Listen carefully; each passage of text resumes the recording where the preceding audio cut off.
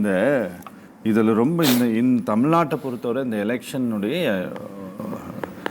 இந்த இந்த முதல் கட்ட ரிசல்ட்டில் கொஞ்சம் கவனிக்க வேண்டியது என்ன அப்படின்னா, நீங்கள் ஒருவேளை பிஜேபியும் அதிமுகவும் கூட்டணி அமைத்திருந்தது அப்படின்னா திமுக பெரும்பாலான இடங்களில் வெற்றி பெறுவதே பெரிய கேள்விக்குறியாக மாறி இருக்குமோன்னு இருக்குது.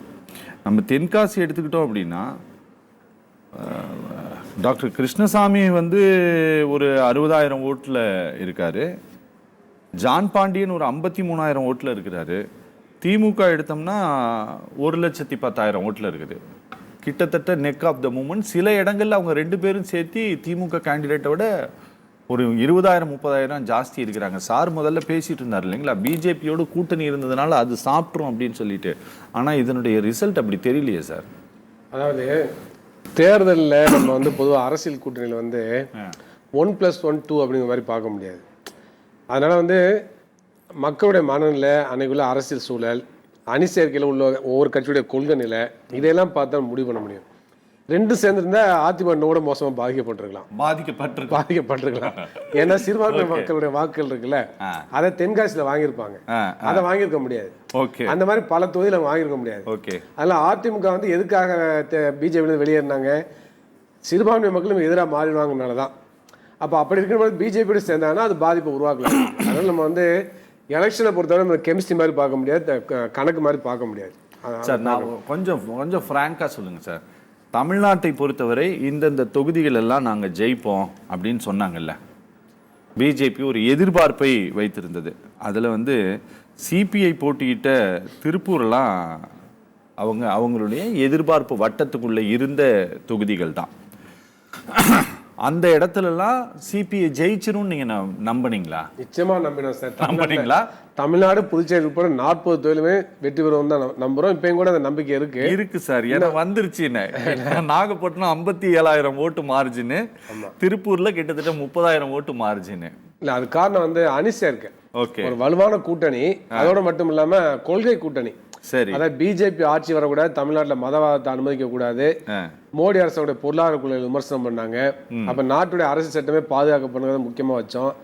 அப்ப நம்முடைய முதலமைச்சர் ஸ்டாலின் அவர்கள் மீண்டும் மீண்டும் பிரச்சாரம் சொன்னது பாசிச அபாயத்தை தடுக்கணுங்கிறது தான். அப்ப அது மக்கள் இதுல ஒரு வரவேற்பை பெற்றிருக்கு. அப்ப அதனால தமிழ்நாட்டு மக்கள் மதச்சார்பினை விரும்புறாங்க, நாட்டுல மத கலவரங்களை விரும்பல.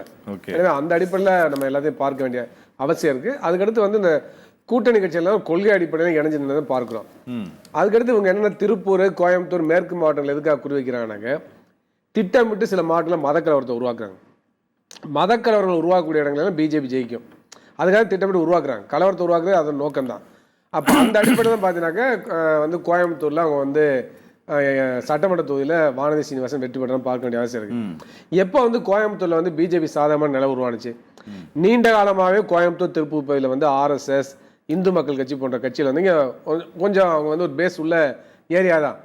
ஆனாலும் கூட திட்டமிட்டு இந்த மாதிரி மதக்கலவரம் உருவாக்குவதன் மூலமாக அவங்க தொகுதியில் மக்களை போலரைஸ் பண்றாங்க. இந்து முஸ்லீம் போலரைசேஷனை கடுமையாக உருவாக்குறாங்க. அப்ப அதுதான் அந்த மதக்கலவரத்தின் நோக்கமே. ஏன்னா குஜராத்தில் ஒரு மிகப்பெரிய முஸ்லிம்களுக்கு எதிரான தாக்குதல் நடத்தப்பட்டது போலரைஸ் பண்ணுங்கிறதா.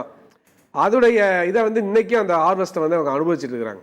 குஜராத்தில் ஏற்படுத்திய முஸ்லிம்களுக்கு எதிரான அந்த தாக்குதல், வன்முறை, கலவரம், அதனால உள்ள பலனை இன்னைக்கும் அவங்க ஹார்வெஸ்ட் பண்ணிட்டு இருக்கிறாங்க.